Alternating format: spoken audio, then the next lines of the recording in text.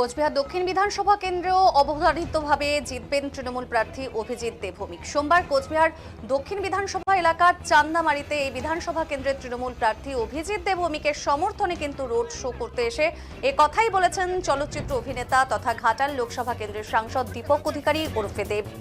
এদিন চান্দামারির প্রাণনাথ হাই স্কুলের মাঠে অস্থায়ী হেলিপ্যাডে অবতরণ করেছেন দেবের হেলিকপ্টার। এরপর তিনি সড়ক পথে সোজা চলে আসেন কোচবিহার শহরের একটি বেসরকারি হোটেলে এবং এখানে বিশ্রামের পর তিনি আবারও সড়ক পথে যান চান্দামারি এলাকায় এবং সেখানে তৃণমূল প্রার্থীর সমর্থনে রোড শো করেন এবং দেবের এই রোড শোকে ঘিরে কিন্তু তৃণমূল কর্মী সমর্থকদের পাশাপাশি সাধারণ মানুষের উপস্থিতি ছিল একেবারে লক্ষণীয়। দেখাচ্ছে কিন্তু এই মুহূর্তে সেই ছবিগুলি যে দেব এসেছেন এবং তিনি বলছেন যে এদিন দেব বলেছেন মানুষের যা উৎসাহ দেখা যাচ্ছে তাতে এই দক্ষিণ বিধানসভা কেন্দ্রের তৃণমূল প্রার্থীর জয় নিশ্চিত। চতুর্থবারের জন্য আবারও মুখ্যমন্ত্রী হিসেবে শপথ নেবেন মমতা বন্দ্যোপাধ্যায় বলে এদিন আত্মবিশ্বাসের সাথে জানিয়েছেন অভিনেতা দেব। বিশিষ্ট অভিনেতা রাহুল অরুণোদয় ব্যানার্জির অকাল প্রয়াণের শোক জ্ঞাপনের পাশাপাশি তার সংক্ষিপ্ত স্মৃতিচারণাও কিন্তু এদিন করেছেন অভিনেতা দেব।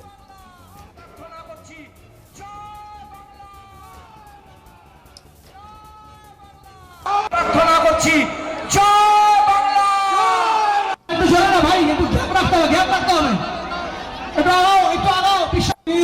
শ্রীমতী মমতা বন্দ্যোপাধ্যায় অভিষেক বন্দ্যোপাধ্যায়ের প্রার্থী হিসেবে করজোরে আপনাদের কাছে ভোট প্রার্থনা করতে এসেছি। যারা ভুলে ভোট দেবেন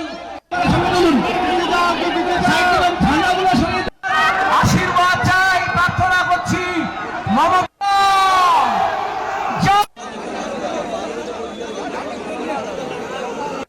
দাদা একটা সেলফি দাদা, একটা সেলফি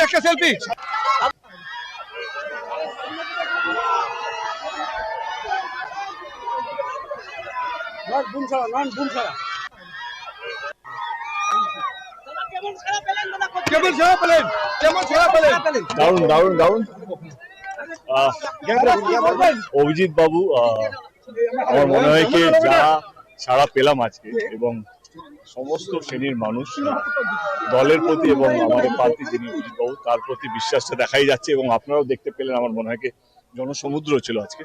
তো আমি এইটুকু বলবো কি অভিজিৎ বাবু যেন বিপুল ভোটে জিতুক এবং আমাদের এই সকল ডিস্ট্রিক্টের 7টা সিট, কুচবিহারের যেন 7টা সিটই আমরা যেন জিততে পারবো।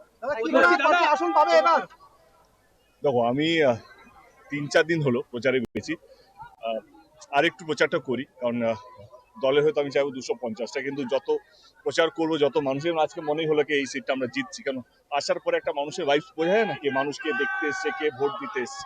তো আমার মনে হয় যত দিন যাবে যত প্রচারের মধ্যে আমি থাকবো তত বেশি বুঝতে পারবো।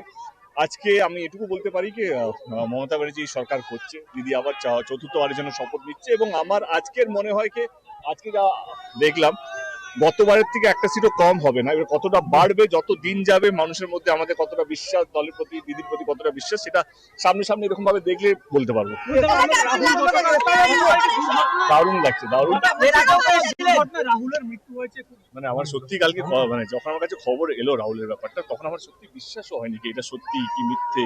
মানে কি অনেক সময় নাকি ফরওয়ার্ড চলে আসে, এরকম একটা ফরওয়ার্ড এলো মনে হলো আমার, কিন্তু যখন আমরা জানতে পারলাম কি না সত্যি খুব দুঃখজনক, খুব তাড়াতাড়ি চলে গেছে আর কি। মানে রাহুল আমার এখনো মনে আছে যখন রাজ ওর সঙ্গে প্রথম ছবি করলো সেখানে আমি একটা আইটেম সং করেছিলাম প্যান্টের তালি, এবং আমার এখনো মনে আছে আমি রাজ আমরা ওর গানে বাতাসে গুনগুন জন্য হয়তো মানে সাউথে যাওয়ার কথা ছিল গানের শুটিং এর জন্য, আমি রাজ ওকে নিয়ে রাহুলকে নিয়ে আমরা শপিং করতে গিয়েছিলাম ওর প্রথম ছবিতে, এবং সাউথ সিটি মল সবে খুলেছিল, মলে গিয়ে তারপরে আমরা নিউ মার্কেট গিয়ে ওর জন্য শপিং করছি। আমার মনে হয় রাজের এখন মনে থাকার কথা এটা।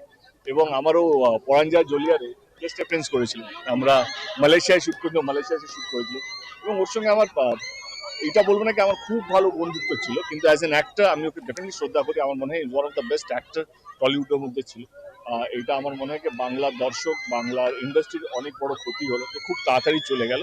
আমি এটুকু বলবো কি উনি যে রাস্তায় হাঁটতে না উনি যেন শান্তি পায় এবং ঈশ্বর